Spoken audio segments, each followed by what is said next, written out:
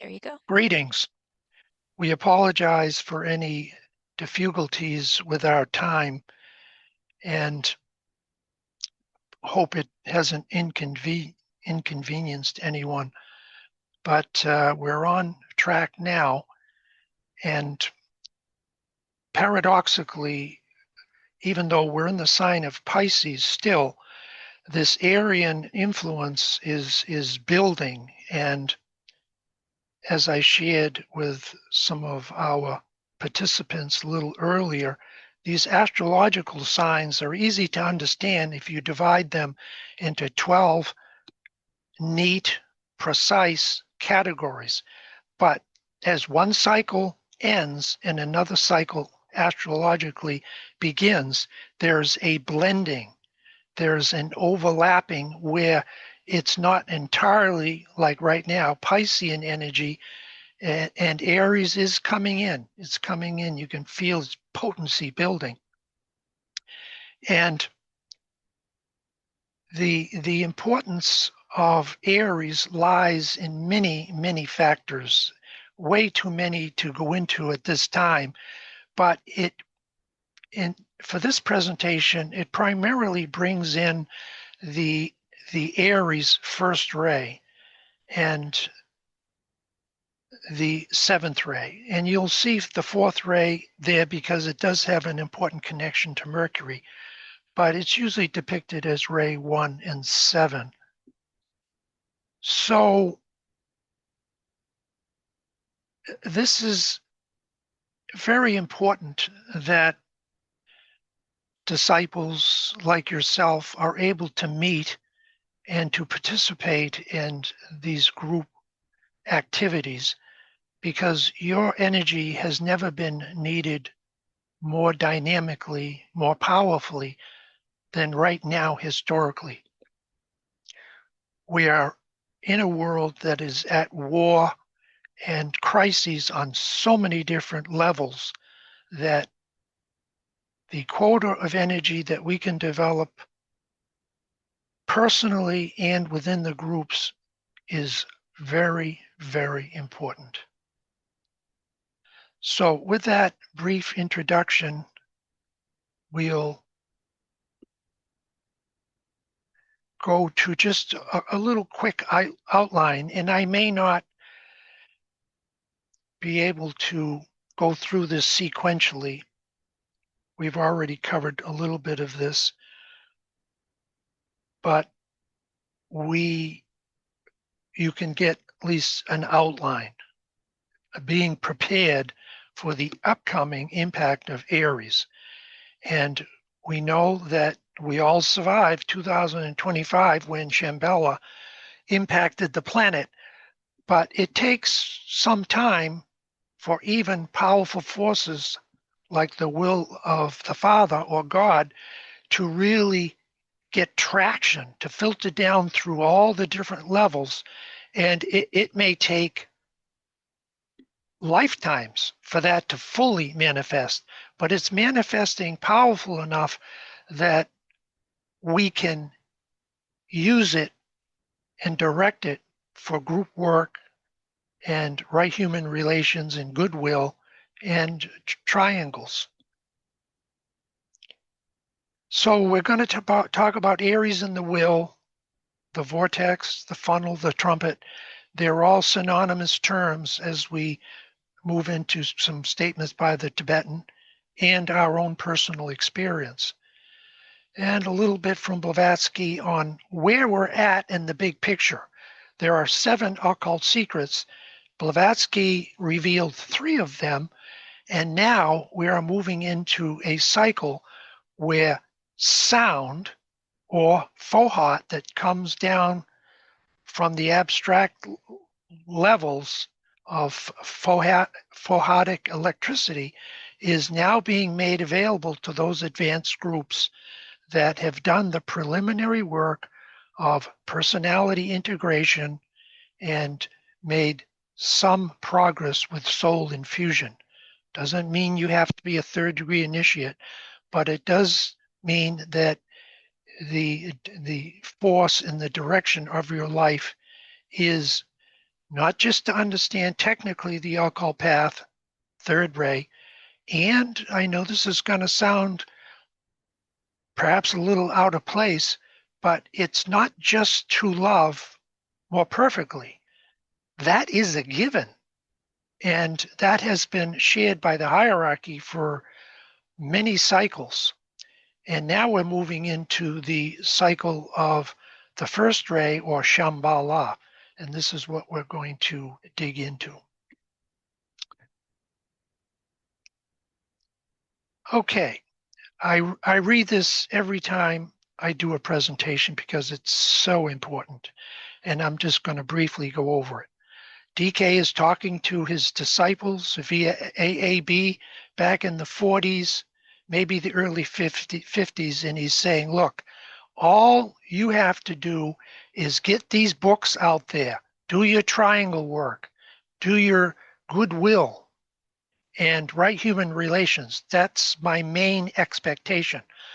Then he says, until, he's talking about sending out the books, until they are finally superseded next century by a newer and more adequate teaching. Well, I would like to impress everybody that I know what all the advanced teachings are that are going to impact us now and in the future, but it would be far more accurate to say I have just, like an occult mole, dug right into the Tibetans' books for some 50 years and extracted some of the key quotes and insights the Tibetan is trying to share with us that are not all that obvious, that are often buried under layer and layer of minutia. So hopefully I can reveal a few of his thoughts on this subject of Shambhala and the will of the Father. Okay, the newer truths outlined in Rays and Initiations. DK has this to say. What are some of these newer truths for which I am responsible as transmitting agent to the world of occult students? Let me briefly state them in the order of their relative importance. Number one, the teachings on Shambhala.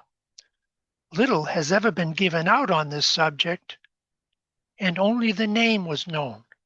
This teaching includes information as to the nature of the will, indications as to the underlying purposes of Sanat Kumara, our planetary logos, directions as to the building of the Antakarana, which is the first step towards achieving monadic consciousness, and thus the first step towards the way of the higher evolution.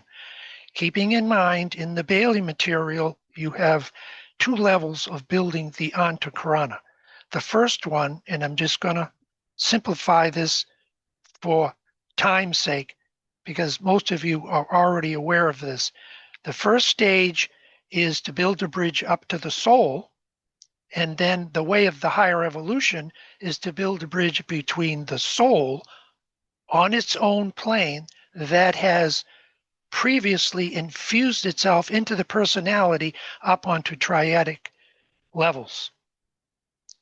Teachings on the new discipleship, teachings on the seven rays, and here we go, the teachings on the new astrology, which we very, very superficially addressed to some of the individuals who came into the group a little early because we didn't quite get all of our times organized and set correctly.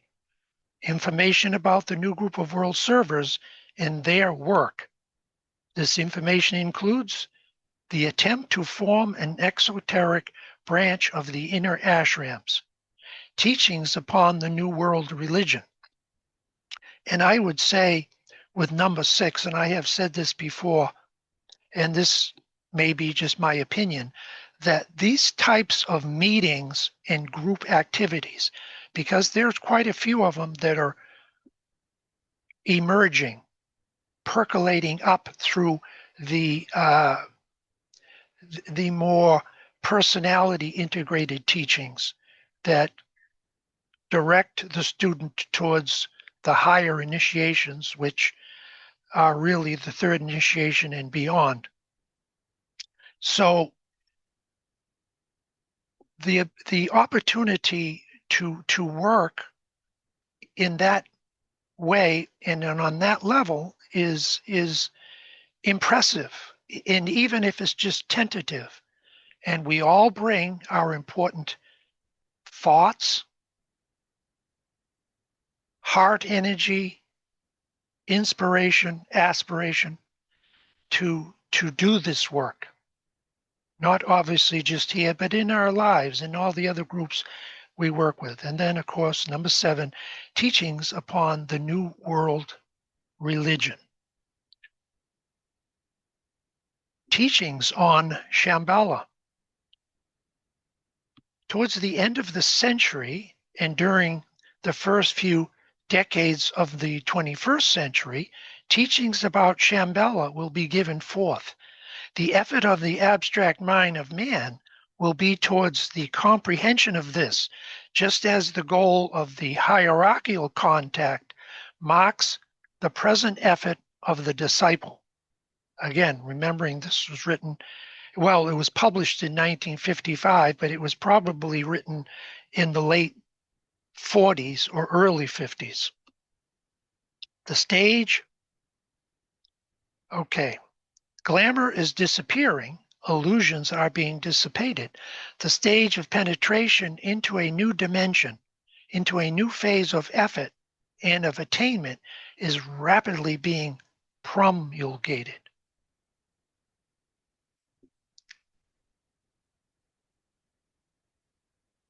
Okay, what were the 3 fundamental secrets that H.P. Blavatsky revealed in The Secret Doctrine, Volume 1, I believe?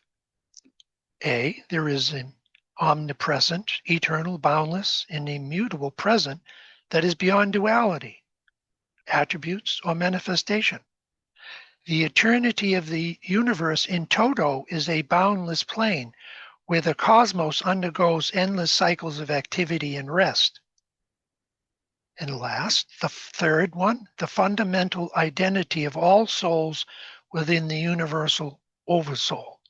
Now, if you go on to the internet and go to any New Age forum or where there's many groups and individuals posting, you will find that this is the main theme. And it's an important foundation because it relates to the unity of humanity. It relates to the eternity of the universe, time and space in which we live in. And even though there are many, many advanced insights and shares by H.P. Blavatsky that can be added to this, this was her major contribution, and it is becoming, in many respects, a mainstream thought form. So when Alice Bailey comes after H.P. Blavatsky and she states that her work is simply an extension of Blavatsky, it's important to take notice because we need to have continuity, and we have 2 entirely different initiates. HPB was a lion of God, and even though you could say the same thing about AAB, she had more of the second ray. She had some first ray there too, but she was more second ray, and the presentations are somewhat different, but the material is the same. One builds on the other. So when we ask ourselves, what is going to be the next phase or the next stage of the Ageless Wisdom teachings, the first thing we're going to ask is, does it follow the works of H.P. Blavatsky and D.K., or is it something just totally created out of the blue? And that's not to say that a new interpretation of the ageless wisdom might not be very scientific, might include modern discoveries in quantum mechanics and plasma research. So it's a test. It's a test for all of us to know what has been around and been repeated. And yes, it is important to know more. It is important to love more. Who could possibly argue with that? But that, to a large degree, has built into the discipleship and their lives to this point.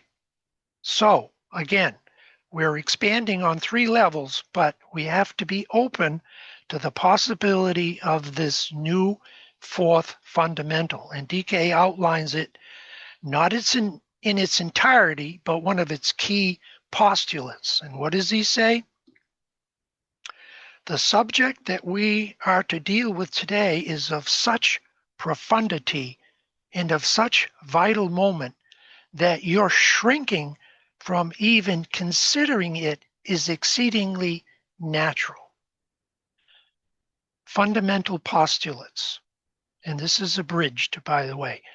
These postulates themselves are based on certain fundamental facts, and these facts, 7 in number, are not as yet all comprehended. 4 yet remain hid, though the 4th is emerging somewhat through the study of psychology and the mental sciences. This round will see the apprehension of the 4th fundamental. These postulates are as follow: that all that exists is based on sound, or the word. That differentiation is the result of sound. That on each plane, the word has a different effect. That according to the note of the word or the vibration of the sound, will the work of building in or casting out be accomplished.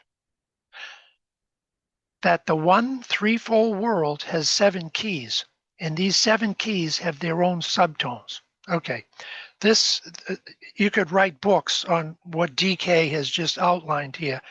So, but let's just expand on this just slightly. All that exists is based on sound, or the word. And we know that in the beginning, whether it's our planetary logos, our solar system, the entire universe, it was breathed into existence by the enunciation of a word, or sound, a all-pervading sound that as it descended down, it created a passage way for all these higher attributes to come down, but they would lose their potency each level until they impacted the physical or the material plane.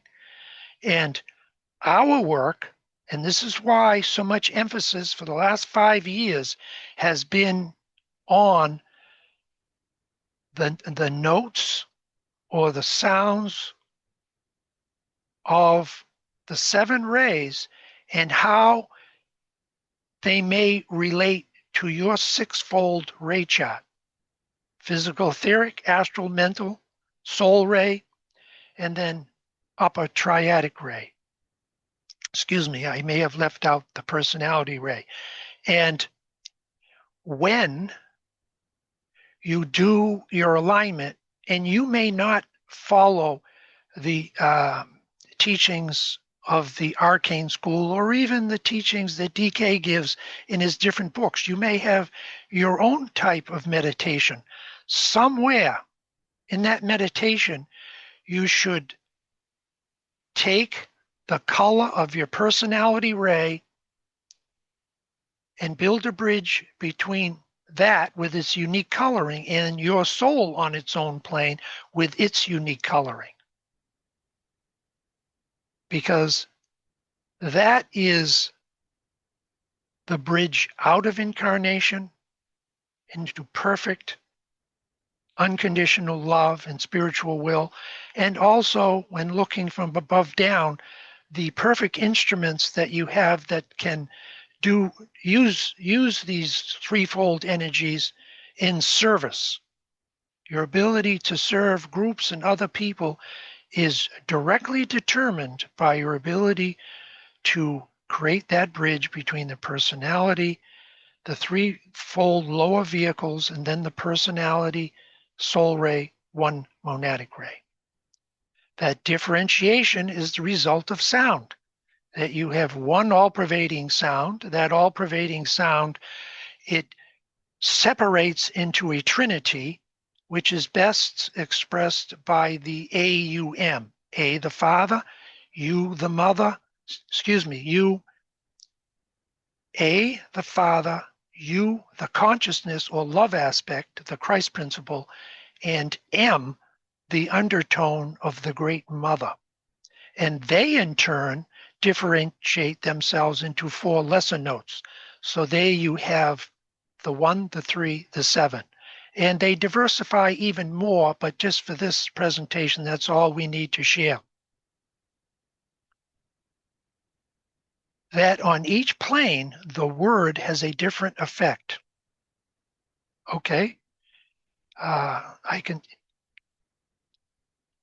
Everyone can see that for its face value, that as these notes or sounds from these higher levels come down either astrologically or through our ray makeup, they have a different effect. Is your astral body on the second ray, or is it your soul is on the second ray, influenced by the second ray? Therefore, it's a mosaic. Or is it a six-ray astral body, which would be, you'd use the color light blue or rose color. And of course, for the second ray, you have light blue on another higher turn of the spiral, and the great indigo blue that DK shares. That according to the note of the word or the vibration of the sound will the work of building in or casting out be accomplished. And we'll have a chance to actually practice this in the closing, or should I say one of the upcoming meditations. Because the second race disciple draws into themselves the rays they think they need to build in, what they may be lacking for growth, for the initiatory experience to take place. However, it is just important as you move along in your incarnation to realize that there are certain colors, sounds, notes that can have the opposite effect of not building in so much as driving out. Because certain very high vibrational frequencies, especially along the first ray line, they can dissipate undesirable energies within your auric field, or that have been built up over many incarnations karmically. That the one threefold word has 7 keys, yes, and their own subtones. And we have exhaustively, in the 5 years, 6, 7 years that we have been working with this group, built a foundation for practical application of what DK is stating here. Okay, I'm going to open it up for any comments, any shares at this point, and Heidi. I appreciate. Oh, sorry, Heidi's got her hand up. Okay, Heidi, you're on. Thank you. I just want to reflect on what is here as a meditation that came in this morning as I was working on the way in the perception as something that was, you could call it a shadow over the sun. I might say it like that if I'm going to put words to it, because this happens on such a deep level that it's the mind, and I'll just say this, the higher mind is reflecting itself into the lower mind. And it's actually, as it reflects itself into the lower mind, it not only does it shift and change what has been misunderstood, but it actually creates more space. So the way that I was experiencing it was I was aware that the word creates a form, and that form is not always corresponding, I could say it like that, corresponding to the different layers within the in the internal understanding of what was being brought forward. And it actually it reflects itself in all of those layers. But what it showed me was it wasn't so much the word, it was the energies that were behind the word that were not compatible with what was spoken, because there was a lack of truth. And it was in a particular group I was in, and there was a lack of truth that was there. And that lack of truth reverberates in the deeper or higher layers, however you want to look at it. But as it does that, it creates a vibration of, like I was saying, the wave or the light coming in hits against that particle, because of the way that what is being seen from that higher level down into the lower level is being recognized as untrue at that higher level. It doesn't negate the other person or the patterns that are there, but it actually does. That light or consciousness penetrates through the forms that have been layered, that are no longer in right relationship with an experience that's happening in the moment of I'll use the word reflection, but the meditative mind being able to penetrate into an experience that is no longer known to be true. And I'm aware that what is being said here in this reading really was really present in my meditation this morning as an instruction that was coming in, and then how it was showing itself. It's just so clear. I just really wanted to show the clarity, and it also let me know that it was no longer important for me to be in that group that I was in, because if there isn't an opening or space for the consciousness to come in, the timing is off. I can use it that way. The timing is off for that particular substrate, and it doesn't mean that maybe later the energy or the light will penetrate through it, but in that moment there was a incapacity for the vehicle the vehicle of the group to be able to allow the light through. Anyway, I don't know if that is making sense to you, but I'm sharing it. Well, thank you. I think it makes perfect sense. And the words we choose may be slightly different, but they can have the same or similar meaning when we share between us this idea of right relationships, timing. What you have shared has no judgment. It's just in your own unique language stating this is how it is, or how I have found this individual or this group. And that no, I thought what you had to share was very beautifully done. And it So wasn't, and it wasn't this group or any group attained to this. But what I could say is this, that it was a part of the the lower self that is evolving, that was needing to be in that group for a period of time, and then that timing ended. And that's a type of discernment, when we recognize that certain timings are no longer appropriate for the incoming consciousness that is able to descend, and that it shows us, like, that guidance is there, and it shows us where we need to be for that balancing that you were talking about in the first depiction of the occult or esoteric astrology. How it's actually, if we're really listening and able to differentiate, it will actually take us exactly where we will be of service, eh, without a doubt. Excellent. Excellent share, Heidi. Thank you.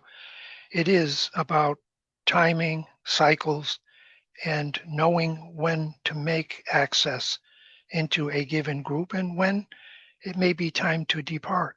Excellent. Okay, are there any other shares that Yes, Greg anyone? has his hand up.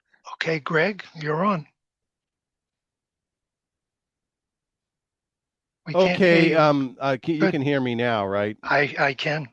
Okay, so I was I was trying to contemplate the relationship between my soul ray, which I think is probably fifth ray, even though I carry much of the second ray, soul ray.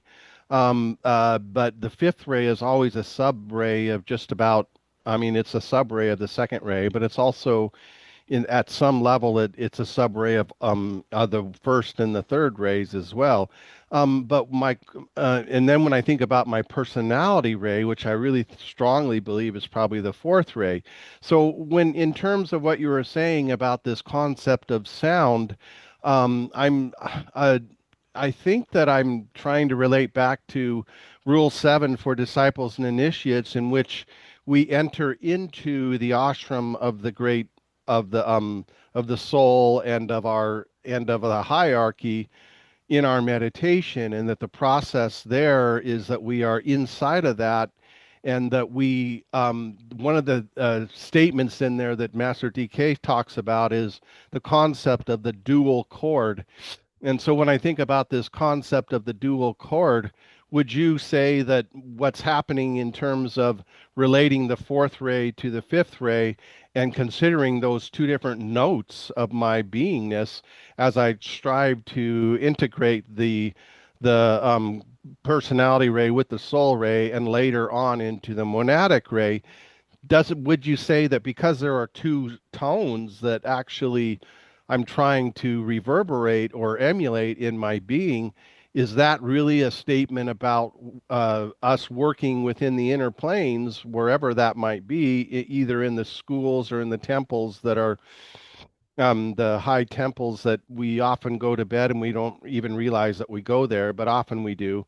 And it becomes that it's replied to us in a dream or in a state of a different kind of a revelationary experience.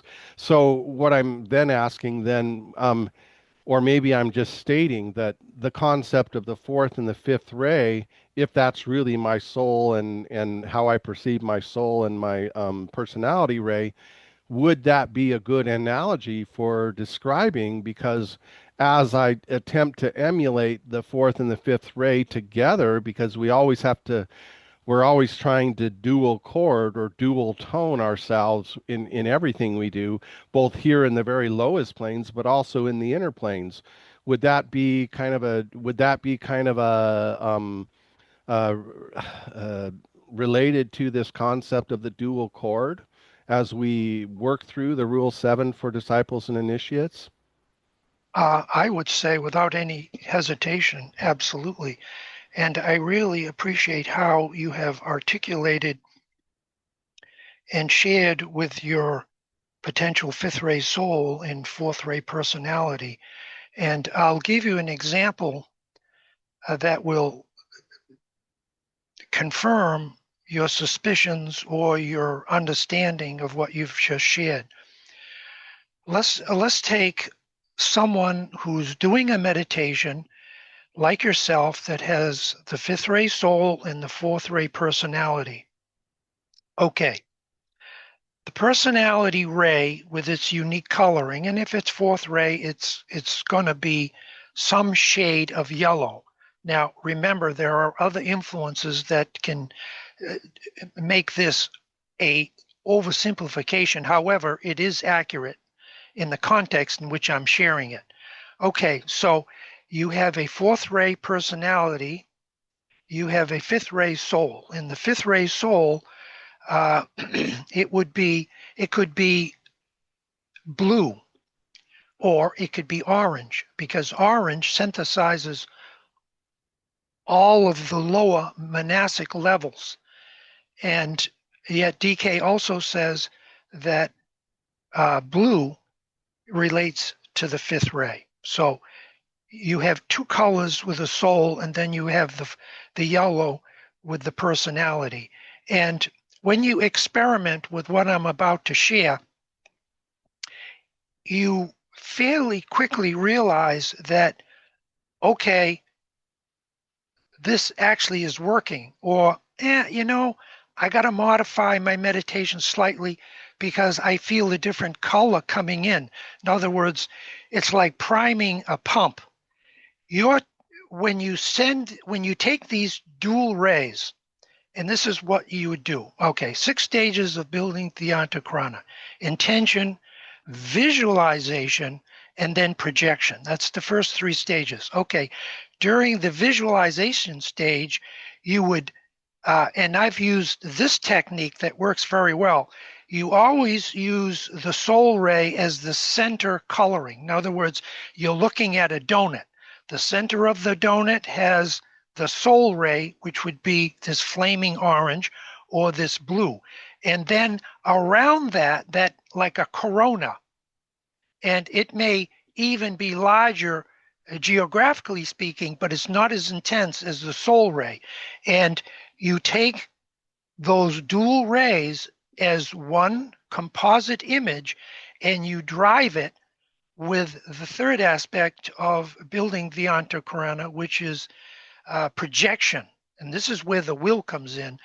And you've used the mental body to create what you want to do. You've imbued it with occult warmth by inspiration, aspiration with the astral body. But now you have to direct it up and beyond those 2 levels, even though you're using substance from those 2 rays. And you drive it up and you build a bridge up onto the upper triad, or the 1 monadic level. And this is what DK calls the ray meditation, which is he has a key word, and we're going to come across it as we continue our program here, so I'm going to reserve it. It's like paramount. I think the word might be paramount, that this is the paramount ray meditation that the disciple eventually must adopt. And it doesn't matter if you have a lot of 1, 3, 5, 7 or 2, 4, 6. Everybody has to build a bridge. Now, there can be variations of this, but I think you have beautifully outlined a technique, or a potential technique, that I've been using for quite a few years, working with people that are at that stage where they've been meditating for quite a few years. And it's not that they're unhappy with their meditation or that their meditation isn't working. It's that they want to go optimally. They want to go from regular gas to high test. And when we get into a few of the slides coming up, you're going to see why this idea of projection is so important, because this is where you're utilizing, in the early stages, your individual will to make alignment with the soul, and then you're taking your personality integrated will and the will of your soul using color to drive it up to the next level. That is alchemy. That is white magic. And I don't care if you study BOTA or all the Golden Dawn, they all come down to something similar. And DK has it outlined, but there's pieces of it that are strewn throughout his works. So thank you. That was a very, very important statement, Greg. Okay, thank you. I'm glad that I was able to kind of verbalize it, but yeah, thanks so much. That was really helpful because that's kind of the way I see that I'm doing it, but it's always a trick because so much of what we're doing is dissipation and we don't want to get caught in this idea that, oh, I'm so great and all this kind of stuff or whatever. Because there's an illusion as we pursue and go higher in the building of our Antakarana that we always have to find the clear route in between in order The to. fastest and the least expenditure of energy is what the seventh ray is about. And I failed to mention that when I was talking about Aries and rays 1 and 7, because it's not just this immense expansion that comes with Aries, it's the necessity to ground it in practical experience that we can use and, most importantly, share with others. Isn't Venus ray 2 and let's see, 5, 5 2 exactly? and 5. Yeah. So you must have a real affinity and warmth with Venus. I mean, obviously all of the astrological signs and the different sacred planets, but you would have a special affinity with Venus with that ray 2-5. And you're right, ray 2 and 5 have an intimate relationship, not just through Venus, but for other reasons. That this is why it's called love wisdom. It's not just love. It's the wisdom that comes with loving. And with loving comes the opportunity for more knowledge to share it. In other words, we may not be expanding our personality vehicles just because we want to get high and feel that energy on its lowest level, which is certainly understandable, but it's the ability to serve and to share because you have a grounded system. And the first thing other people look for when you start talking New Age or esoterics is this person believable or are they just a flake? And I apologize for using that word because it sounds negative, but I think everybody's got the general idea. Uh, okay, excellent. We have one comment and then there's another hand, but hold on a minute, Joe, Okay. okay? Um, Susie says, I, for one, question how many disciples might make an error in determining their colors. So then what? She says, glamour of a high order is still possible. Glamour, dear Susie, is inherently here. Doesn't have to land on you. It's everywhere. We're all caught in it to some degree or another. And I do recall the Tibetan saying, which totally blew my sneakers away, when he said, you can't really be completely released from illusion until the sixth initiation. And I'm like, whoa. I would have thought at the third initiation you were free from illusion. And DK indicates that you are, but in the context in which he's saying it, you realize later that even a third degree initiate has a lot of work to do to get to the level of a master.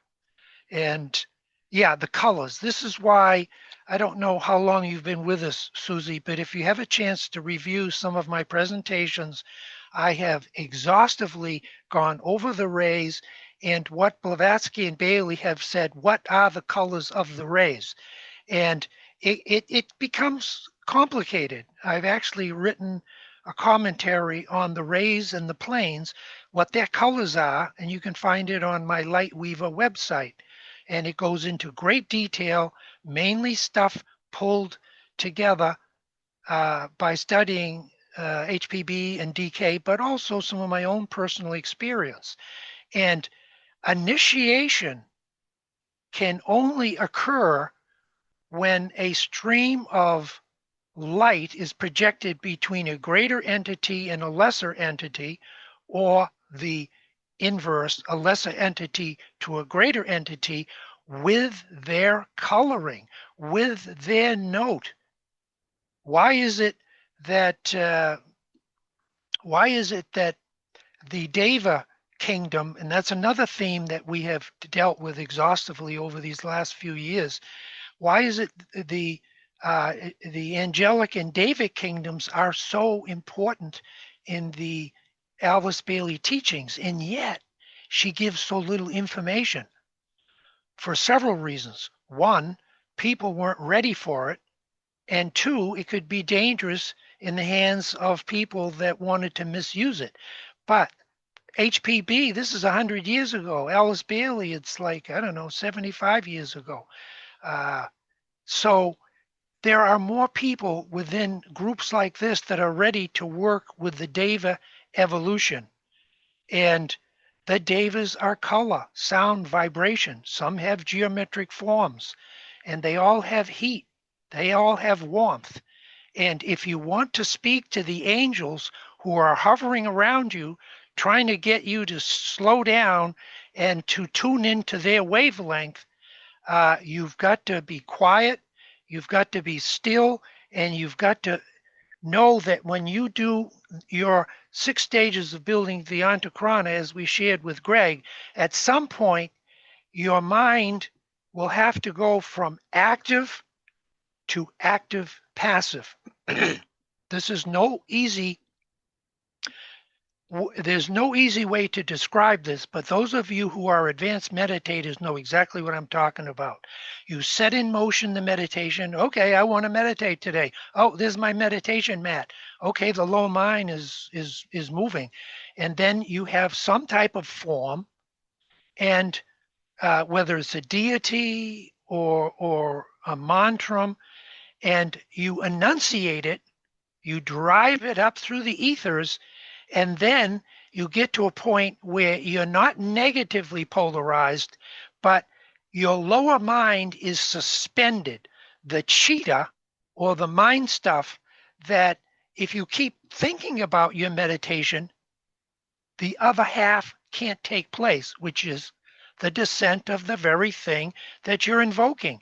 If it sees that you're overly active on the lower mental plane, it will not enter you. It can't, because you've created a barrier.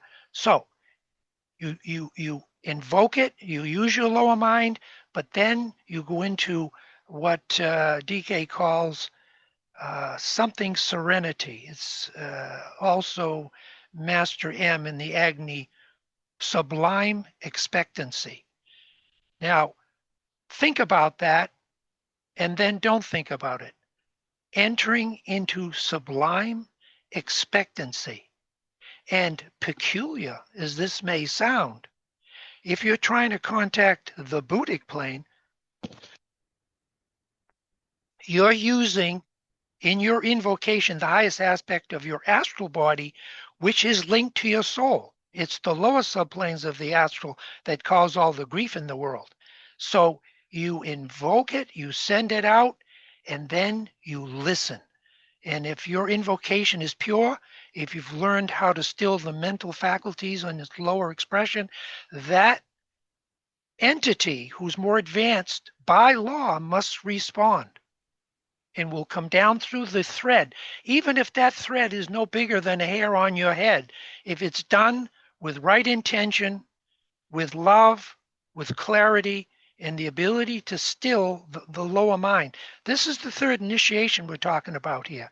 And I have no doubt there are people in this group that are either experiencing aspects of it or coming up for it.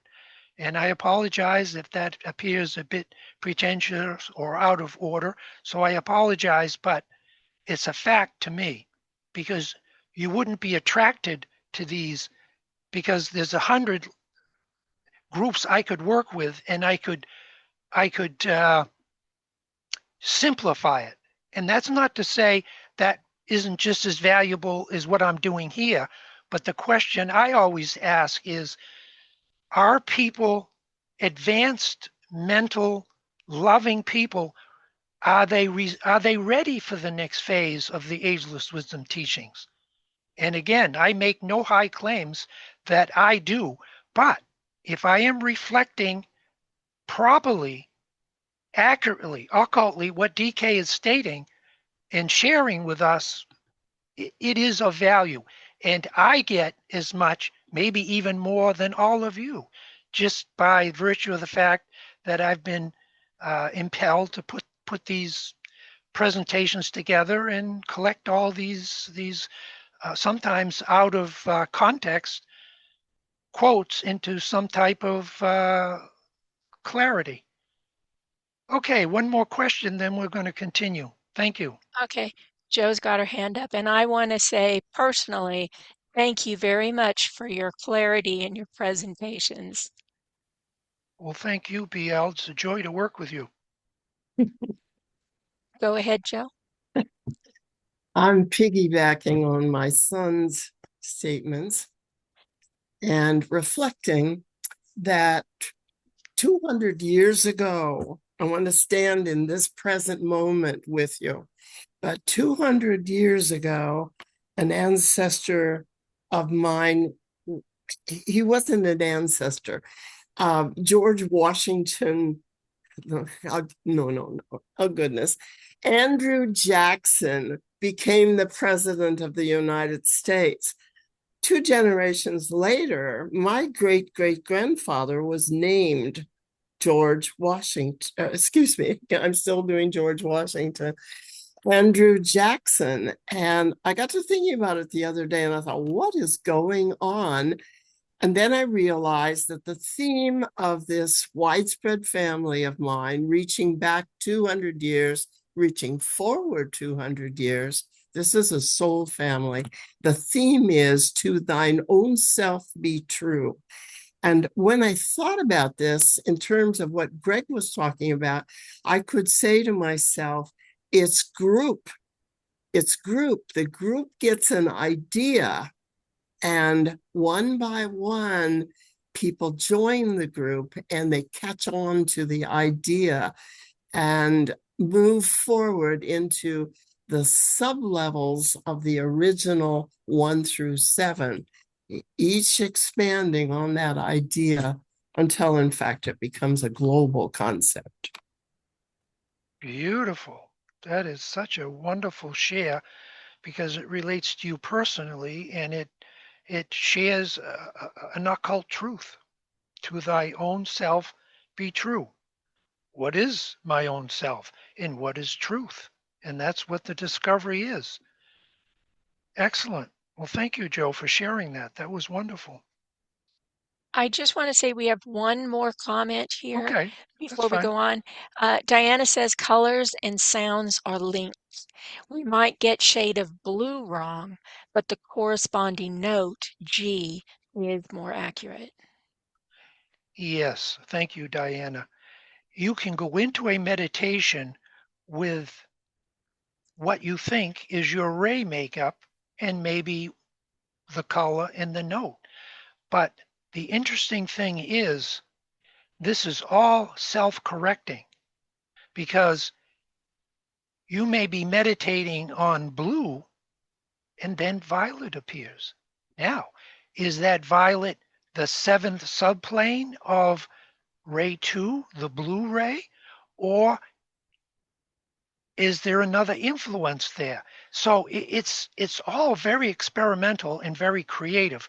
And this is what DK meant when he said that the new teachings for which I'm responsible for, and this may not have been listed earlier, is the new and dynamic use of the visualization capacity, which we all have the ability to create an image. Okay, if I say an orange pumpkin is going to help you grow exponentially, everybody in this group other than thinking I'm lost my marbles, is going to see that pumpkin to some degree. Some people, it's like in the room and they can almost touch it. If you've got a lot of second ray, other people that are more mental, they're going to visualize that. And when you get a whole group of people visualizing on some one thing, one movement of energy from this plane to another plane, or from this ray to another ray, it becomes very powerful and it falls out of the hands of the individual. And as many of you have suggested and indicated, it's a group progression. And everybody is energized, even if it's not your ray. It's every ray has 7 subrays. So if you say, "Oh, I don't have any first ray," you do, because if you're a second ray disciple, you have in the second ray, the first subplane is the will ray, and all the way down 2, 3, 4, 5, 6, 7. So you cannot avoid contacting all of the 7 rays, but usually you favor or you're more familiar with the ones that you came into this incarnation have been developing for many lifetimes. And that's where you have to nudge, in some cases, direct yourself into those areas you're not familiar with. Okay, excellent.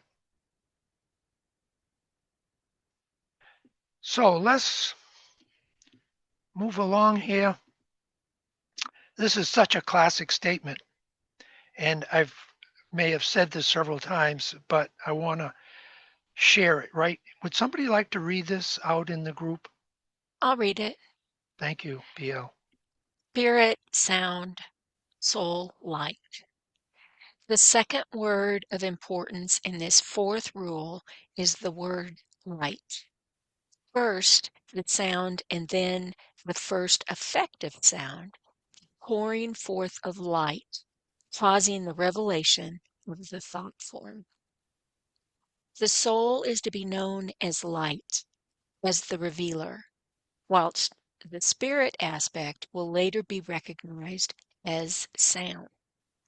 Complete light and illumination is the right of the disciple who attains to the third initiation, whilst the true comprehension of the sound of the triple AUM, the synthesizing factor in manifestation, appears only to the one who stands master of the 3 worlds.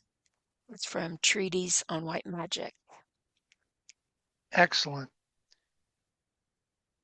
So we're going to explore the AUM in a little more detail. And you can also separate AUM, even though AUM taken as a composite is a synthesis of all 3 of these things I'm going to mention. But A is usually associated with the father or the will aspect, the U associated with love, vibration, and consciousness, second ray, and then M with active intelligence or the third ray through manifestation. So okay. Anyone else like to read another one of these? I can read one. Please, thank you. The enunciated sound. The vortex design, which makes up the main body of the trumpet form, creates the confining walls through which Fohat, or the enunciated sound, can travel from higher levels to the lower with the least expenditure of energy and with the least resistance. The main body of this trumpet design can be seen to be the color red, symbolizing the first aspect of deity. From out of its flanged throat, the thread of pure Fohat fire blasts forth. All of the 7 rays in their potentiality or embryonic state can be seen in the rainbow ring around its inner throat. The first ray, or aspect of deity, always contains the other 6 rays latently or embryonically within its constitution. Okay, I somehow have misplaced one of my, there we go. Okay, the trumpet, the channel, the vortex, they basically all refer to, I like to use the word chalice. There has to be a holding of energy for energy to travel from one place to another. And I realize I may be overly concretizing this idea of the vortex and the funnel, but as we move along, we'll see it's nevertheless correct that the chalice in alchemy and white magic, no matter what system you study, you have to have a container in which to do magical work. And you can dissipate these electrical and magnetic fluids, rays, planes, centers, or whatever you want to call them, if you don't have confining walls. Now, this sounds very contradictory. We're talking about opening up, expanding, creating bridges to higher level. And here I am talking about contracting it into a chalice. But it is nevertheless accurate and true that every ray or plane has a sheath through which it moves. And the vortex and the sphere are the two most dynamic symbols of that process.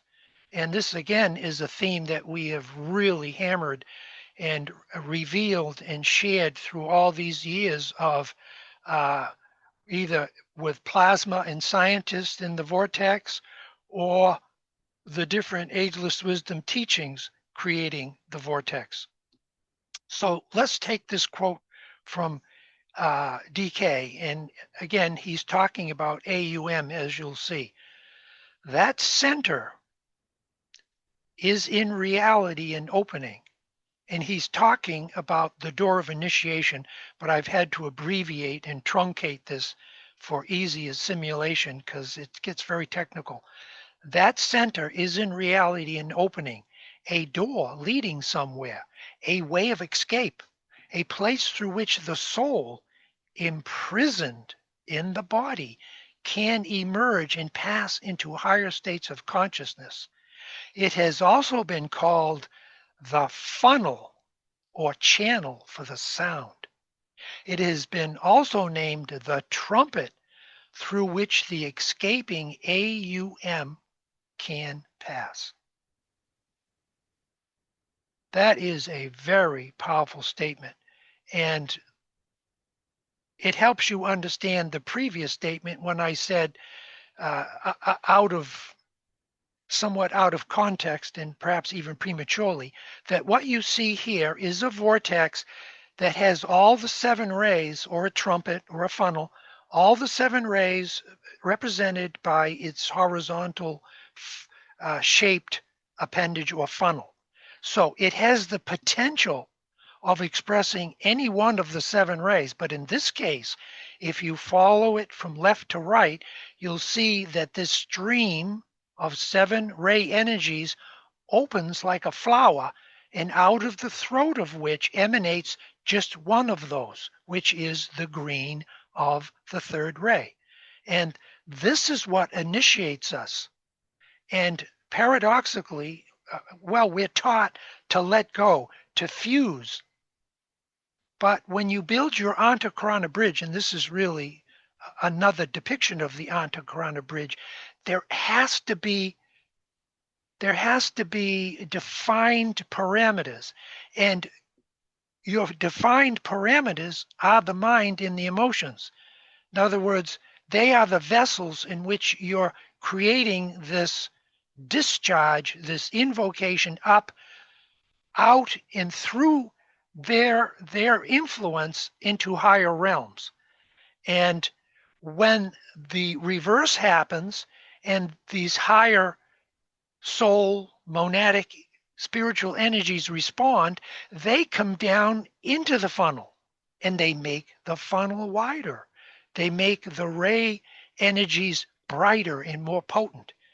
But keep in mind that this is just an inlet. Excuse me. This is just an outlet for energy to flow. If you were to take this and flip it over, reverse it, so that you would see another funnel or channel on the opposite end, and then put a circle around it, you would see why H.P. Blavatsky said the occult sphere is the most perfect description of energies on the inner planes. And all we're seeing is an outlet for energy and the escaping the imprisoned body. Okay, so the escaping AUM. So your soul or your monad, it descends into the material realm, actually creates the vehicles for service and for sacrifice and to speed up the evolution of these lower levels. Okay, let's look at this again. I am going to minimize something over here. Okay. The red elongated shaft seen in this image connects the disciple to the will of the Father that can be seen coming back down in a diagonal direction. In other words, this is your invocation, this is your evocation. There's a figure, there's a man. If you look carefully, you'll see coming out of his head center is the funnel that we just showed in greater detail. And he is invoking correctly through the vortex a stream of lighted substance that goes up, impacts this higher entity symbolized by the larger funnel or vortex.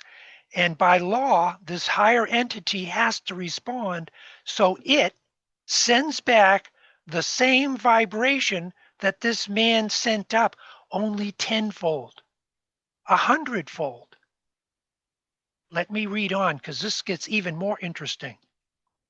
Okay, the red elongated shafts connect this disciple to the will of the Father and can be seen in a diagonal descent as a picture of a blast of sound coming out of the throat of the percussion instrument like the trumpet. These physical sound waves have been converted into a visible image through sensitive recording equipment. Okay, I have to go back slightly because I can see I have left out a few steps. If you look at the image this gentleman is sending up and coming out of his vortex, if you look at it really carefully, if you got a cell phone, I apologize, it's going to be hard to connect with this next statement. The one that the higher entity is sending back, that is actually a image taken from the sound of a trumpet, like in an orchestra. And that's what it looks like. But let me continue reading here. These physical sound waves that we're looking at have been converted into a visible image. Any enunciated sound, either on the physical or the mental planes, create waves or vibrational frequencies. These undulate in electrical and magnetic waves, but they do have a certain form. Even though we flippantly say they're formless, they are not formless. They're just so ethereal that unless you're clairvoyant or clairaudient to some degree, you're not going to see this. But that doesn't mean you can't respond to it just because you can't see it. These waves will conform to the shape of the note or the key sound in which they are enunciated.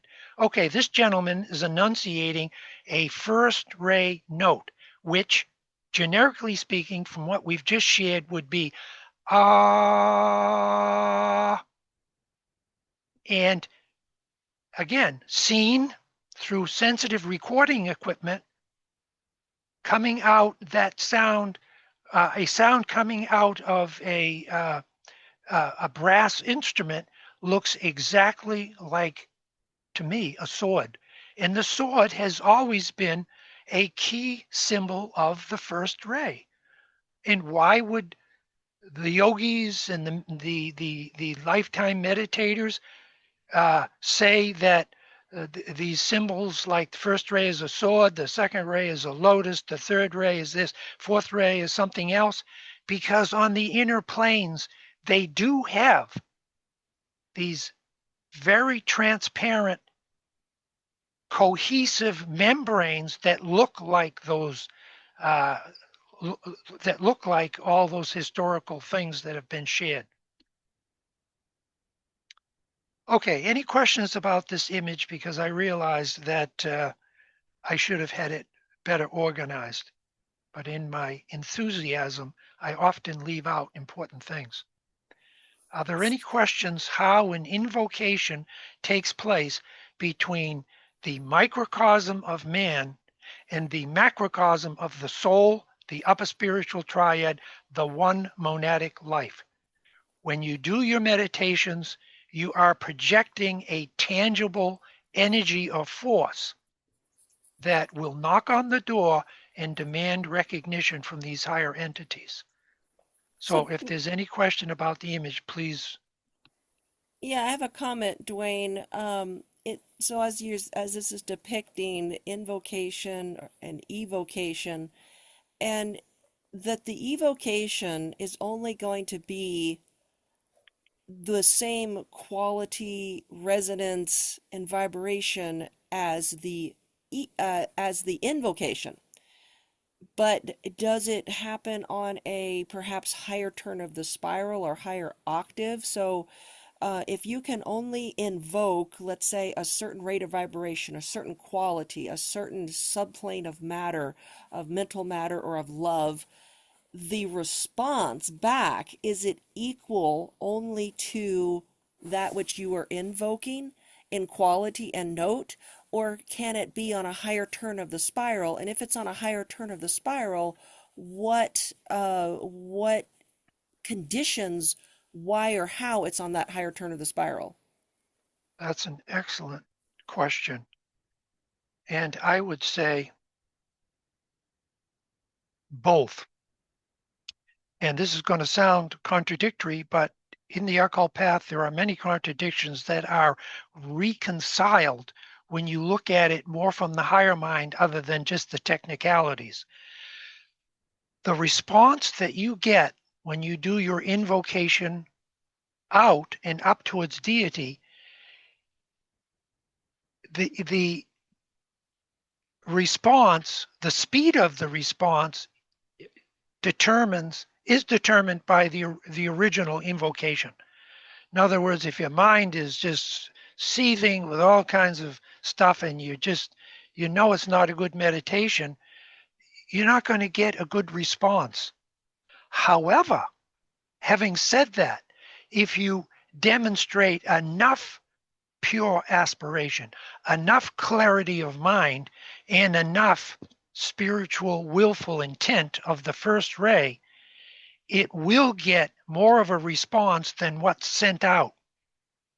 And that, of course, is the ultimate game here. This is the beauty of it, that it's like taking an egg in your hand and saying, I have this beautiful egg and I want to eat it, but if I throw this egg up to the ethers, some cosmic chicken will send down 50 eggs. What are you going to do? You are going to devise a method of meditation that will bring optimal efficiency. It's all electrical and magnetic. And when you study how electricity operates, how plasma operates, you'll understand how the etheric has its principles, its guidelines. And once we learn them, it's like driving a car. You can go outside and you can marvel at a beautiful Ferrari. Oh, the paint job is just, oh, candy colored red. And it's got 10 gears forward. And look at the tires. And then, or you can do that and then get into the Ferrari, turn the ignition on, and just book it out.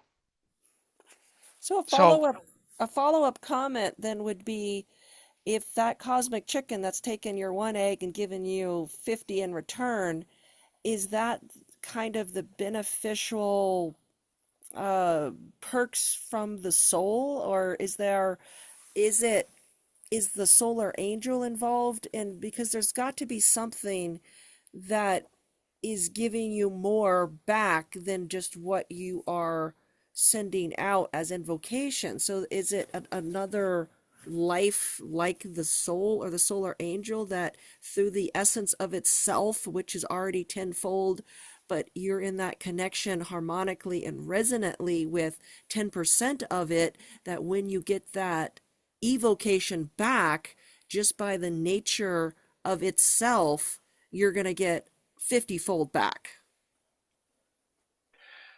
yes, this is a very good question. And I think you've really, to a large degree, answered it.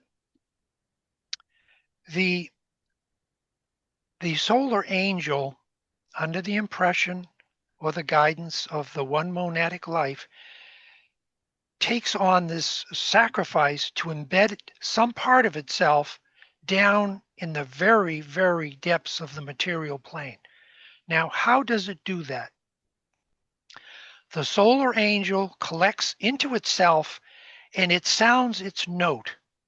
Let's say it's a second ray solar angel borrowed from Venus, taken from the heart of the sun or one of the other esoteric planets, and it enunciates its note. The solar angel listens attentively to what may be lacking within its constitution. Now, I understand this may sound like a wild statement. The soul sounding its note, attempting to find out what it's lacking. The soul's perfect on its own plane. Not so. The soul is perfect in contradistinction to the little man down here in this picture, but it is not perfect. It is extension of the one monadic life. And the monad has a plan for this, but we'll go into that at another time. The soul sounds its note or blazes forth its inherent innate color, and it sees what is lacking. Oh, I got all these gorgeous blues and pinks and yellows, but I don't have any green. I don't have any active intelligence or enough of it to be perfectly balanced. Okay, so what does the solar angel do? Knowing that it's lacking. Now, this is straight out of Cosmic Fire, and I admit and acknowledge that I've stepped it down for easier assimilation, because there's a lot of technicalities involved in this that aren't necessary to understand. Okay, so in this case, let us just say this man has all the other rays developed, but he lacks the first ray.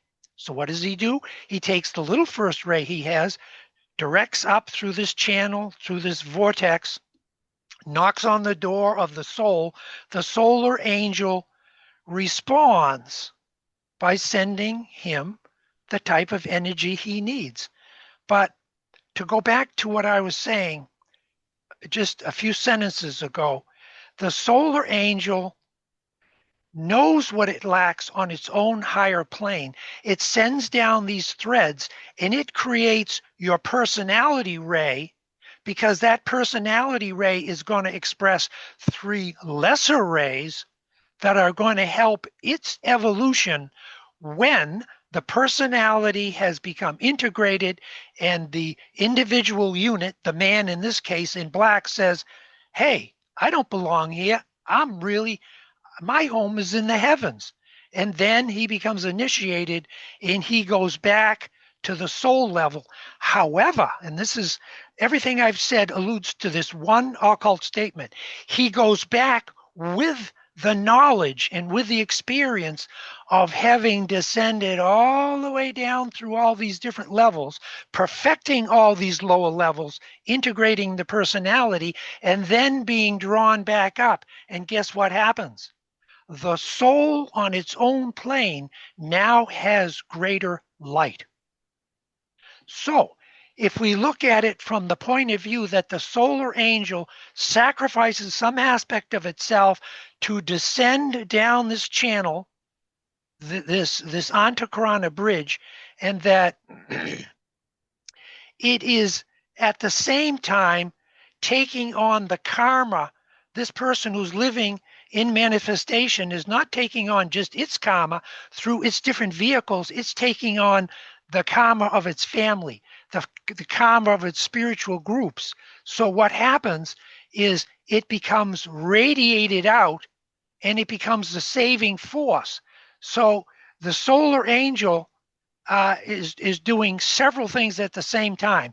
It's developing its own evolutionary growth to a higher level by saving the lesser lives that are trapped down here, by perfecting a personality, let's say like a master or an initiate or even an advanced disciple in incarnation that can speak, can act, and can demonstrate what it's the joy, the beauty, the love of making this connection back to source. So I don't know if that answers your question, Rose, because I inherently sense that you answered a lot of your own question by how beautifully you framed the question. And I don't know if it was Socrates or some great thinker once said, if you can frame and know the right question to ask, you're already half, if not more, towards the recognition of the answer. Because the universe is there before us. It's throbbing with information, even on a third-ray level, to say nothing of unconditional love and the will of the Father. We're in an ocean of it. We just have to learn how to tap into the ocean. And that's all this is. It's just a long, drawn-out dissertation on the science of the esoteric mystery schools in its simplified form. Well, Any you can, comments at this point? well, one last comment, just that what you're just saying there, that you are the answer yourself. It's there. It's just unveiling, because you already are the answer. Absolutely. And I've shared this so many times, but it's so perfect. When Gurdjieff, the great occult mystic who came at the turn of the century from one of those seventh-ray countries in the Balkans that have probably changed geographical markings 10 times since he arrived at the turn of the century, he said, let us help lift the burden of our common Father in heaven by working as an integrated group and as an individual who's becoming enlightened. What a powerful statement. We are co-creating ourselves. And this is why DK says ultimately at the end of the line, he says we realize we created our own path, that we are the path. And it's not so much building, that's just the lower mind relationship or understanding of it. It's more a revealing of that which was always there. Thank you, Rose. Any additional comments? We have two hands. Dana, your hand is up first. Please go ahead. Thank you, Duane, for such an eloquent expression that in itself has created a vortex and a funnel.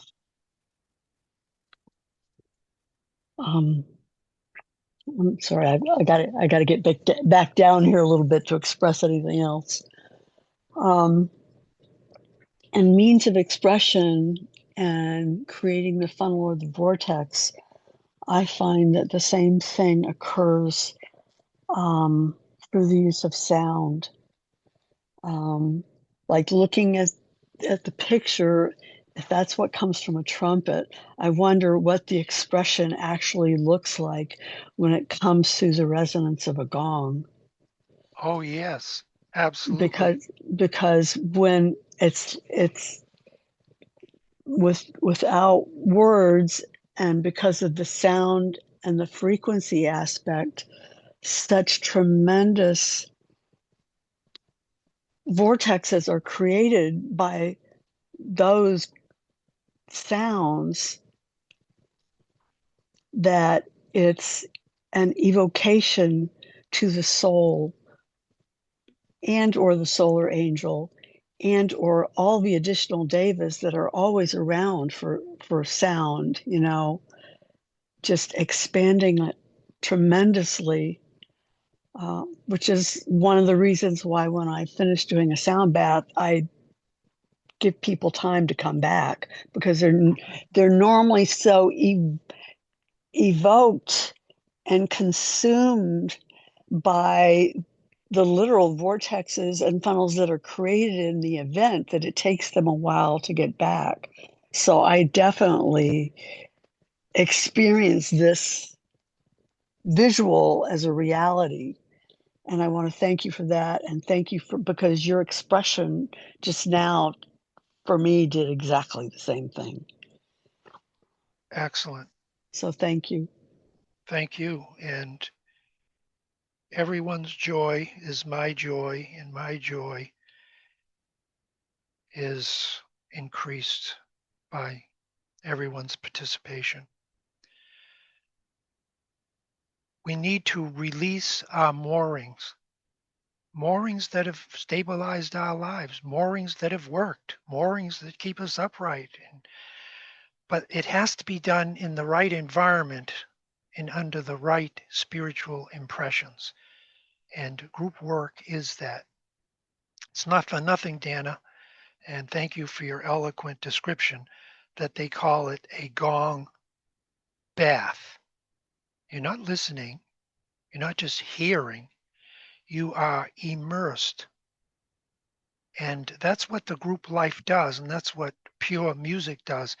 It immerses the whole person, and it helps lift the moorings that have kept us tethered to the material plane. And everybody's process is slightly different, but it's all based on the 7 rays, the 12 astrological signs, and other laws and principles. So thank you. Okay.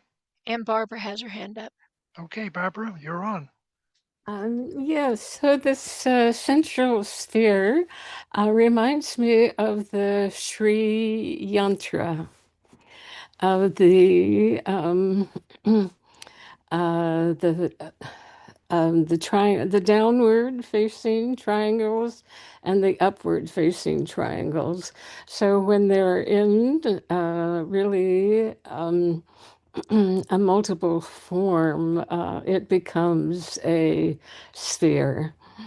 So the Sri Yantra has at its center the place where the primal ray resides. That the primal ray that isn't differentiated, that comes directly from the absolute, that is the primal ray that HPB talks about,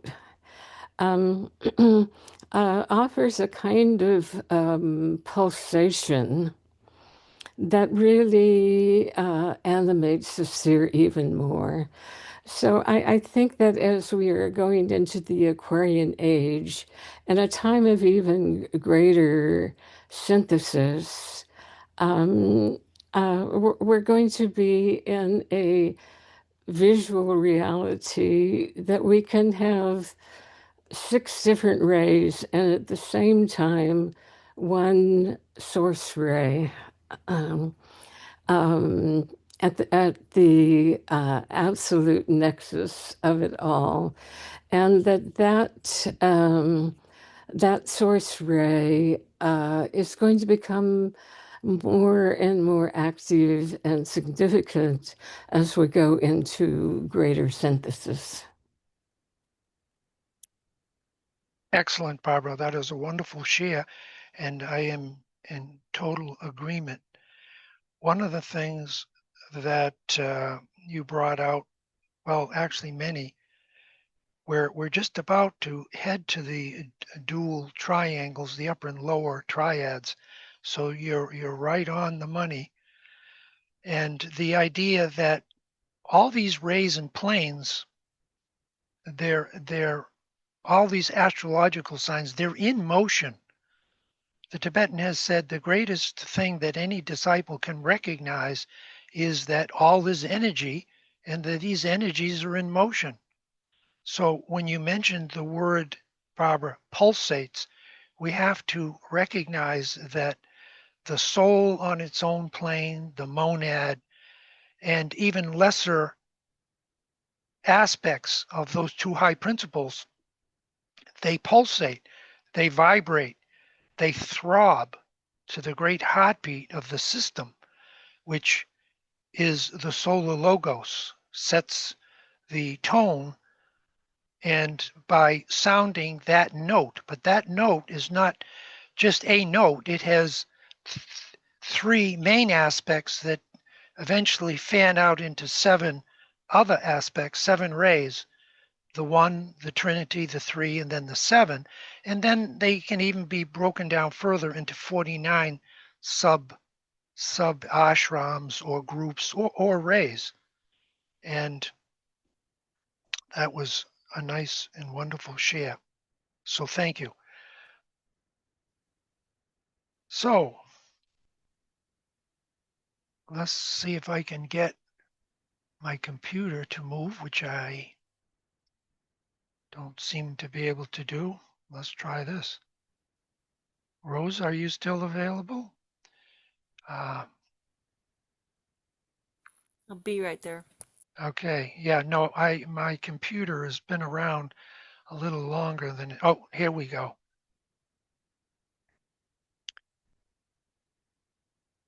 Okay.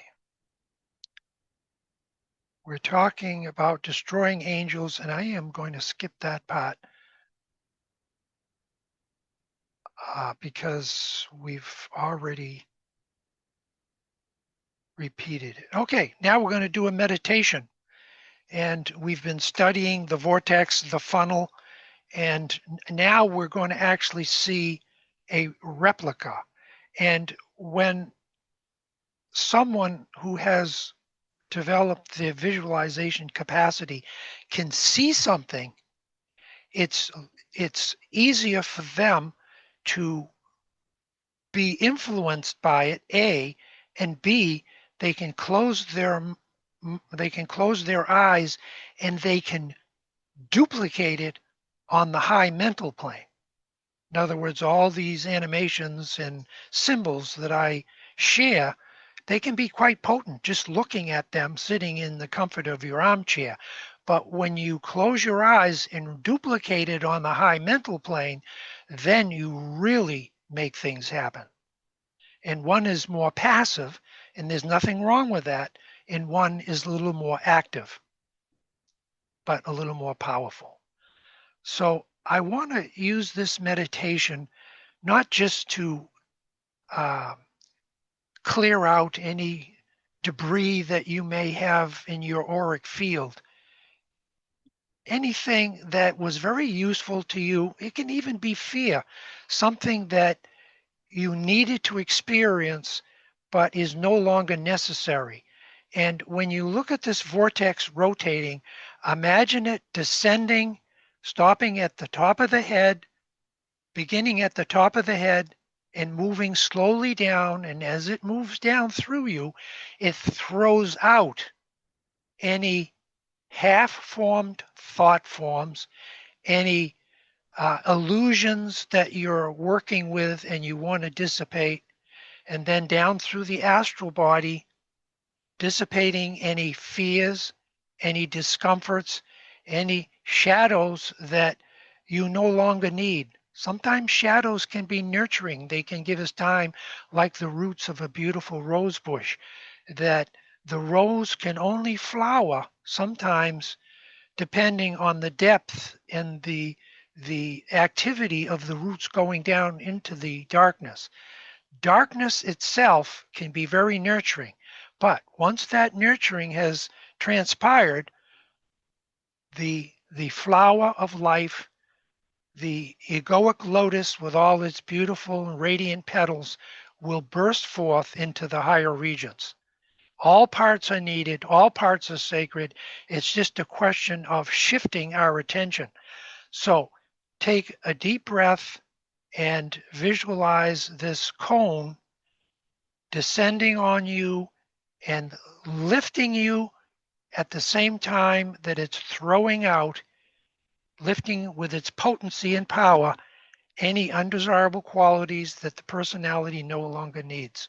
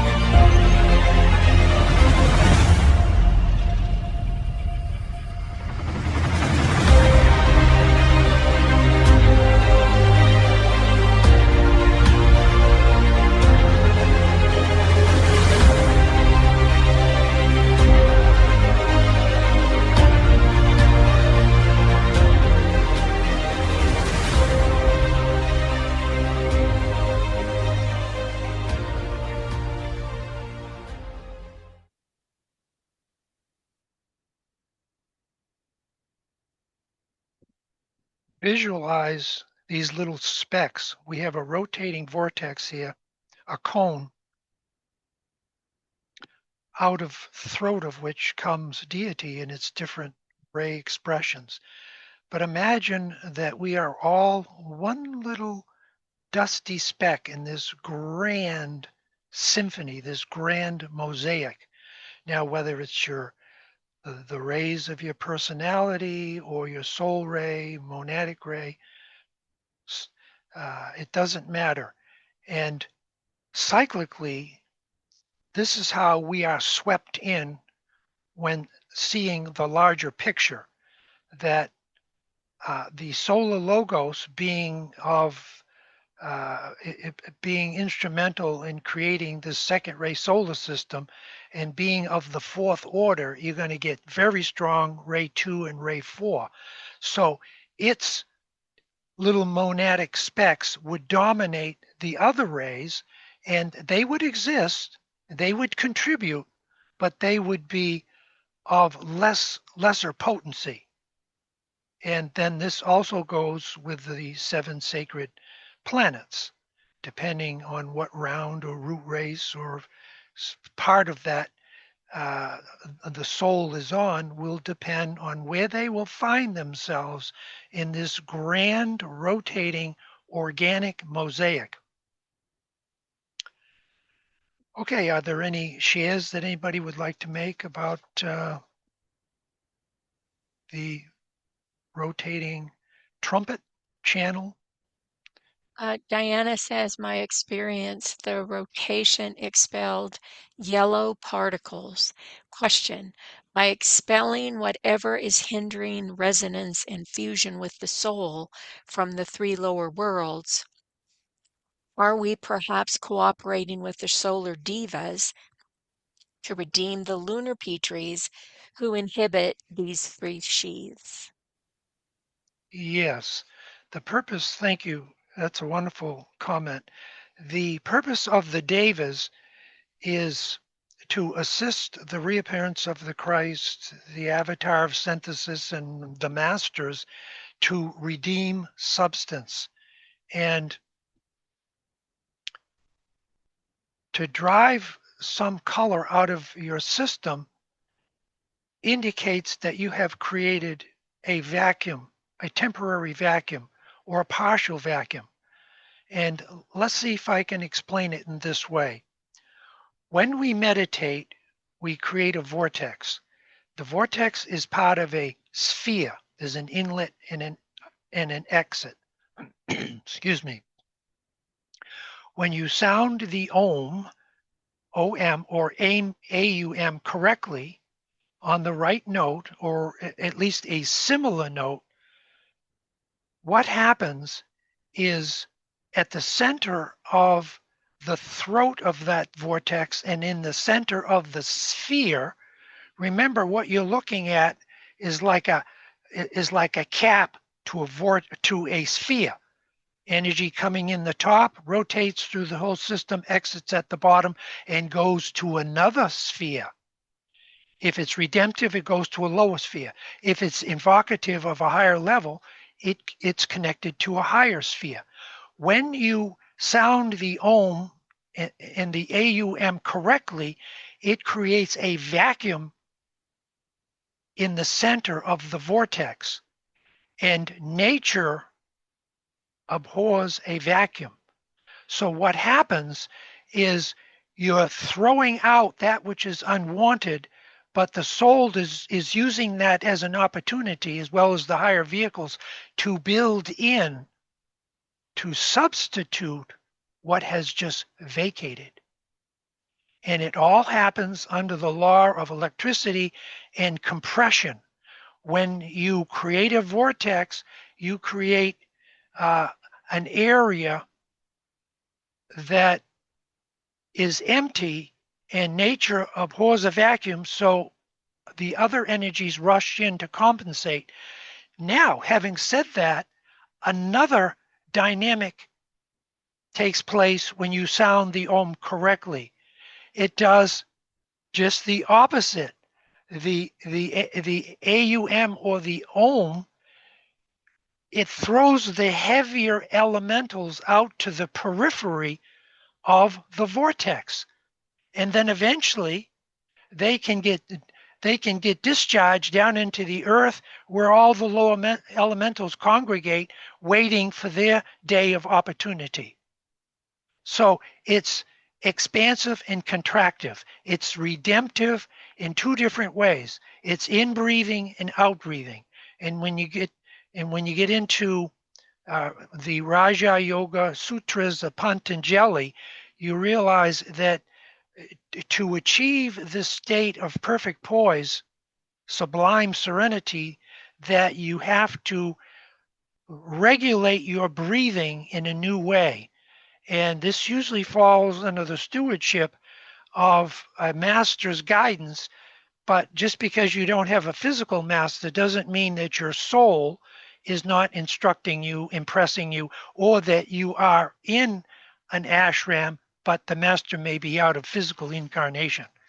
And so all of you will notice that as you approach these advanced stages, that you have to breathe evenly and deeply, and that you have to learn some of these yogic techniques, because the individual breath of each disciple here in this group eventually has to be given up to the group breath, and the group breath to the breathing of the ashramic life and to the breath of the master, which may sound a little strange and a little out of context, and I've oversimplified it, but the individual breath is just as important as color and sound.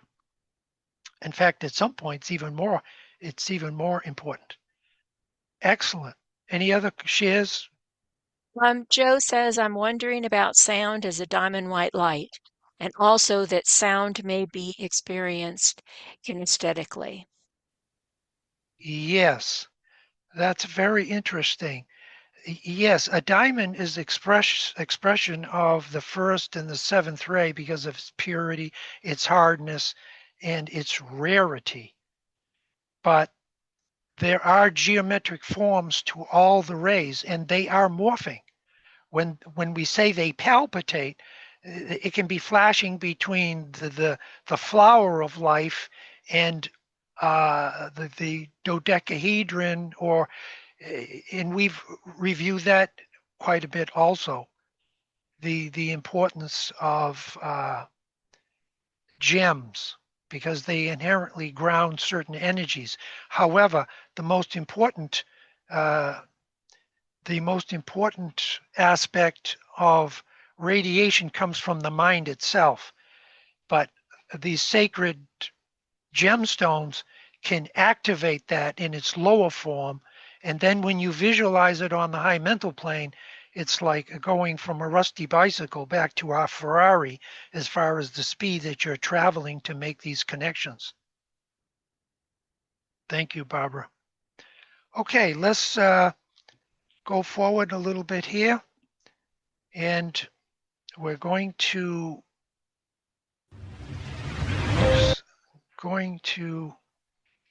go right to the idea of working through the centers. All the centers are vortices, and there's really only two vortices. There's the mother, if you can see my cursor down here, and the father vortex up here.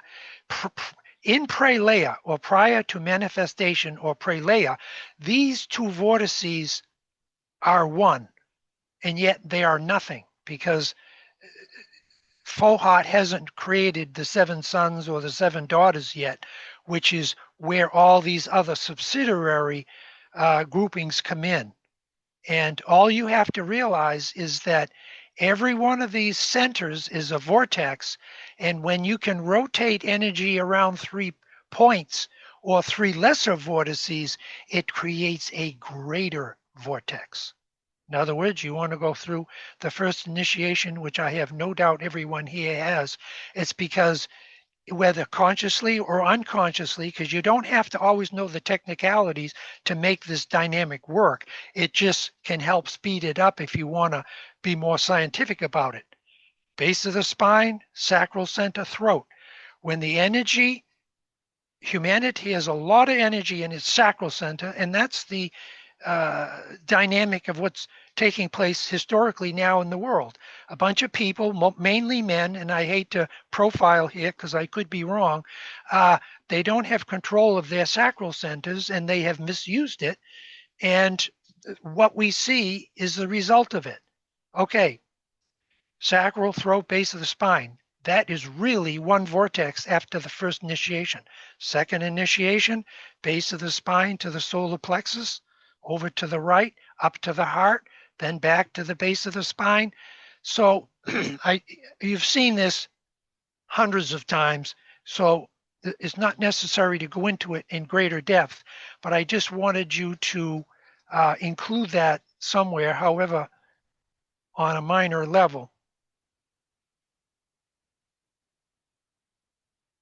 Okay, the purpose. It should now be obvious to you that this science of triangles concerns the beneficence of deity, and that through the intricate combinations of cosmic, systemic, and planetary triangles, and I would add to that your personal triangles like I just shared, the purposes of God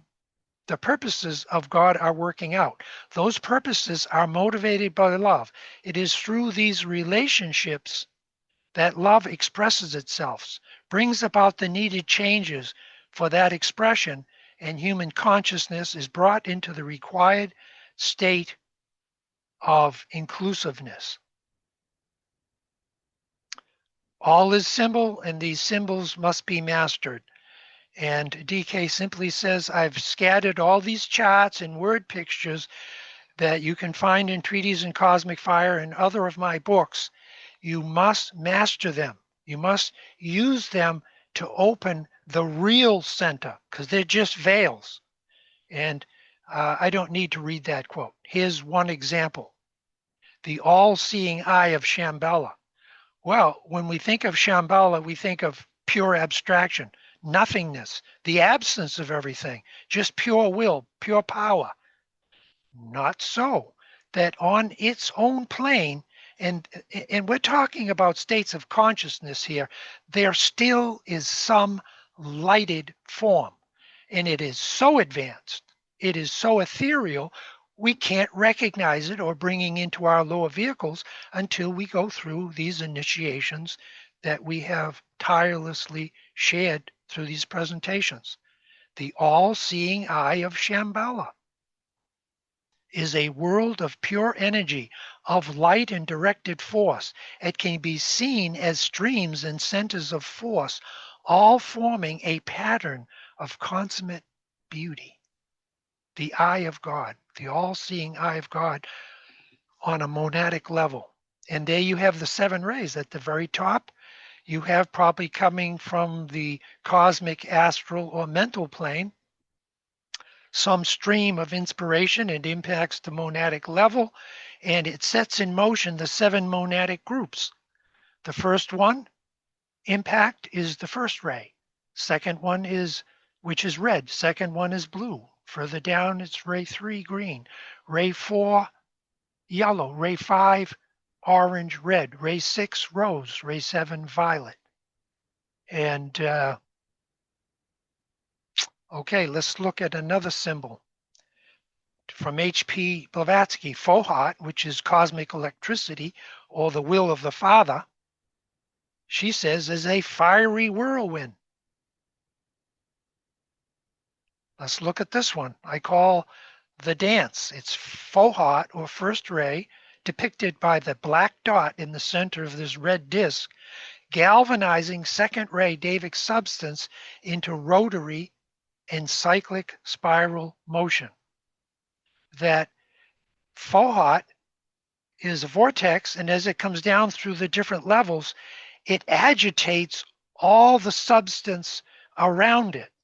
And what's the first thing that it agitates or creates? It's almost the same thing. It agitates and yet it creates at the same time. It has a secondary eddy or spin-off that opposites in the opposite direction. And then ray 2 gives birth to ray 3, and it would be a lesser vortex that you can't see, not made here, of green rotating in the opposite direction. All the way down till you go through all the 7 rays. Okay. Let's look at this one. This is why mantrams, and there's many of them out there, the AUM and the OM are the most common ones that the Bailey people study, but there's many of them. A mantram, when rightly sounded forth, creates a vacuum in matter resembling a funnel.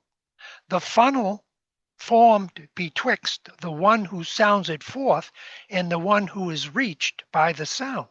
Well, we tried to give, perhaps inadequately, some depictions of that with previous slides. One, when this takes place, it links him and aligns him with the higher self or the ego. Two, it puts him in contact with his master.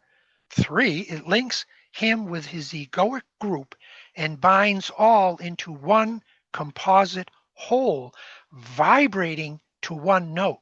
To go back to what Barbara said earlier, and it occurred to me I did not address that properly when she said that you have one primal, all-pervading note, which would be like looking at this chart, it would be the red stream in the very center.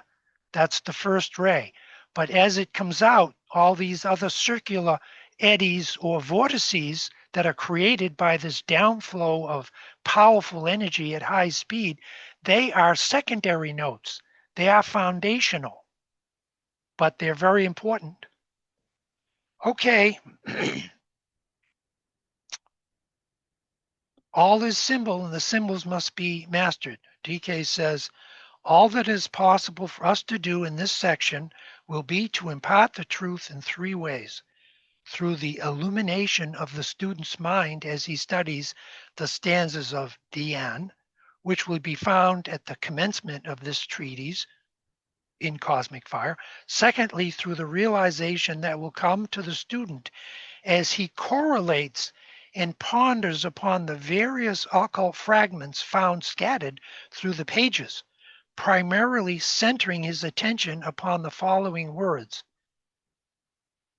The secret of the fire lies hid in the second letter of the sacred word. The mystery of life is concealed within the heart.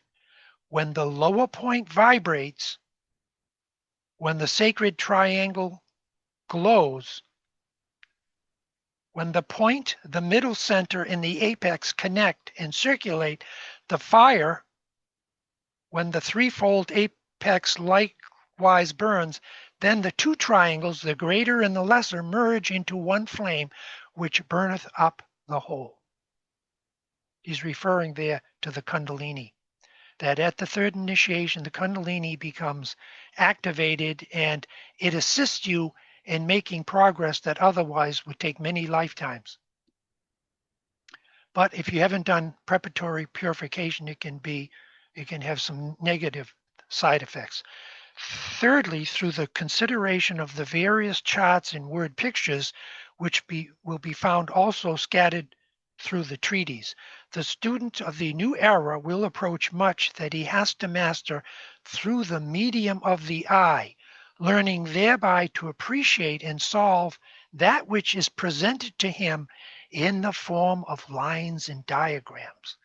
All is symbol, and these symbols must be mastered. Okay, so now moving along, we're going to be, we're out of time too. We're out of time, so I'm just going to show two more slides. One slide in the closing meditation, and we can be done in 5 minutes or less. This is the same diagram that I just showed you applied microcosmically to an individual person. Upper monad, it has a third ray monad. It has 3 outposts. Those 3 outposts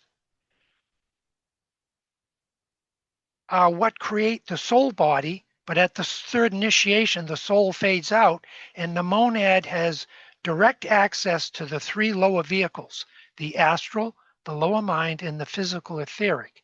And so what happens is at the third initiation, these 2 triangles, because the soul is starting to dissipate, begin to connect together to make the seal of Solomon or the Morgan David glyph, the tetrahedron, the dual star. And what we're going to do now is we're going to end this meeting with another meditation. And it's simply going to be setting in motion what we've just described in some of the previous slides about the AUM, the upper triad, the lower triad, so you can get a feel of the mobility. So often DK says you have to take this image I've given you, this symbol, and set it in motion. So let's see if I can bring that up without any trouble, and we'll go right into a meditation, linking your lower triad to your upper triad. Okay, I've somehow have it in an incorrect position, so I will bring it up directly right here. Okay, this is supposed to activate on its own, but it's not. So Rose is here to save the day. This is a video.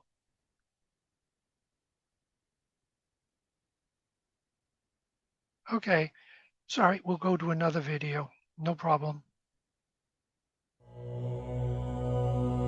Thank you, Rose.